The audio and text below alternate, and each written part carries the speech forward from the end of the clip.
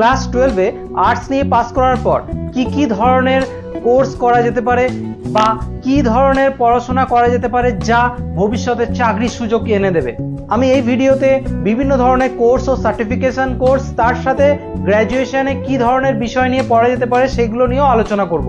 পুরো ভিডিওটা খুব ভালো করে দেখো, তোমাদের সমস্ত প্রশ্নের উত্তর এই ভিডিওতে পেয়ে যাবে। অনেকেই ভাবে যে আর্টস নিয়ে পড়াশোনা করলে বোধহয় খুব একটা পথ বা ভবিষ্যতে কোনো কিছু করার সুযোগ থাকে না।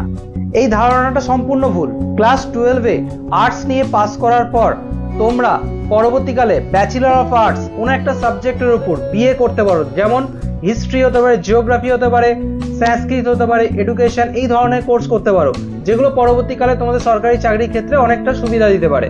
এছাড়া তোমরা বিবিএ করতে পারো, ব্যাচেলর অফ বিজনেস অ্যাডমিনিস্ট্রেশন করতে পারো। এই জাতীয় কোর্স করলে তোমরা বিভিন্ন কোম্পানিতে ম্যানেজমেন্টের পোস্টগুলোতে চাকরি পেতে পারো। তবে হ্যাঁ, বিবিএ করার পর কিন্তু এমবিএ করতে হবে। যারা আঁকতে ভালোবাসো, ব্যাচেলর অফ ফাইন আর্টস তাদের জন্য পারফেক্ট। এছাড়া বিসিএ রয়েছে, ব্যাচেলর অফ কম্পিউটার অ্যাপ্লিকেশন। এইটা করার পর কিন্তু এমসিএটা করার চেষ্টা করতে হবে।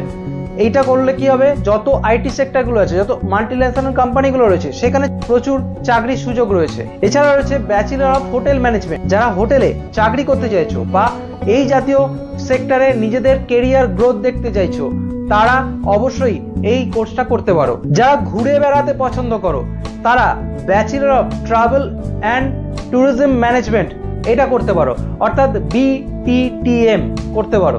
ল নিয়ে কিন্তু ভালো ফিউচার রয়েছে, সেক্ষেত্রে তোমরা বিএ এলএলবি করতে পারো। যারা একটু সোশ্যাল ওয়ার্ক করতে ভালোবাসো, তারা বিএসডব্লিউ করতে পারো, bachelor of social work.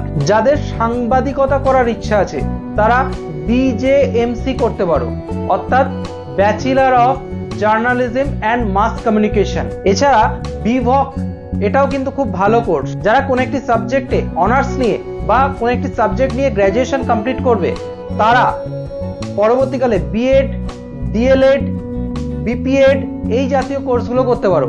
BPEd করার জন্য কিন্তু ফিজিক্যাল এডুকেশন দরকার। এইবার এই জাতীয় গ্র্যাজুয়েশন কোর্সগুলোর সাথে সাথে তোমাদের কিছু টেকনিক্যাল কোর্স বা কিছু প্র্যাকটিক্যাল বা কম্পিউটার বেসড কোর্সও করা উচিত, যে কোর্সগুলো সাধারণত 3 থেকে 12 মাসের মধ্যে হয়। এরকম কিছু ইম্পর্টেন্ট কোর্সের নাম তোমাদের বলছি, যেগুলো তোমাদের কেরিয়ারের গ্রোথে অনেক কাজে লাগবে। যেমন এখন হাই ডিমান্ডে রয়েছে ডেটা সায়েন্স ও বিজনেস অ্যানালিটিক্স এর course. Fundamentals of stock market নিয়ে তোমরা পড়াশোনা করতে পারো। বিভিন্ন ধরনের প্রোগ্রামিং ল্যাঙ্গুয়েজ আছে, যেমন C, C plus plus, Java, Python, এই সমস্ত ল্যাঙ্গুয়েজগুলো তোমরা জানতে পারো বা শিখতে পারো। ওয়েব ডিজাইনিং ও অ্যাপ্লিকেশন ডেভেলপমেন্টে সার্টিফিকেশন কোর্সও করতে পারো। গ্রাফিক ডিজাইনিং, ভিএফএক্স, অ্যানিমেশনের উপর কোর্সগুলো তোমরা দেখতে পারো। ডিজিটাল মার্কেটিং, এই কোর্সটিও যথেষ্ট ভালো। এথিক্যাল হ্যাকিং, সাইবার সিকিউরিটি, এই জাতীয় যে 1 বছরের কোর্সগুলো বা সার্টিফিকেশন কোর্সগুলো রয়েছে, এগুলো যথেষ্ট কেরিয়ার ডেভেলপমেন্টে সাহায্য করবে। এছাড়াও তোমরা ও লেভেল, এ লেভেল এই জাতীয় কম্পিউটারের কোর্সগুলো দেখতে পারো। তবে হ্যাঁ, গ্র্যাজুয়েশন করা কিন্তু মাস্ট। গ্র্যাজুয়েশনের সাথে সাথে এই কোর্সগুলো করবে।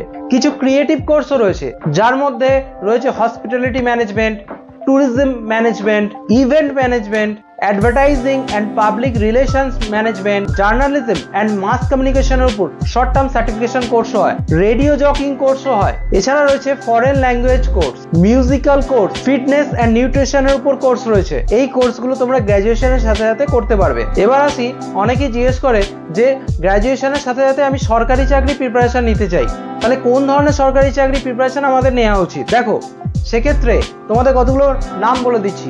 যেমন স্টাফ সিলেকশনের যত এক্সামগুলো তুমি এলিজিবল হবে, সেগুলো দেওয়ার চেষ্টা করবে। আইবিপিএস এর যে এক্সামগুলো হয়, সেগুলো দেওয়ার চেষ্টা করো। এসবিআই ক্লার্ক বা আরবিআই ক্লার্ক লেভেলের যে এক্সামগুলো হয়, সেগুলো দেওয়ার চেষ্টা করো।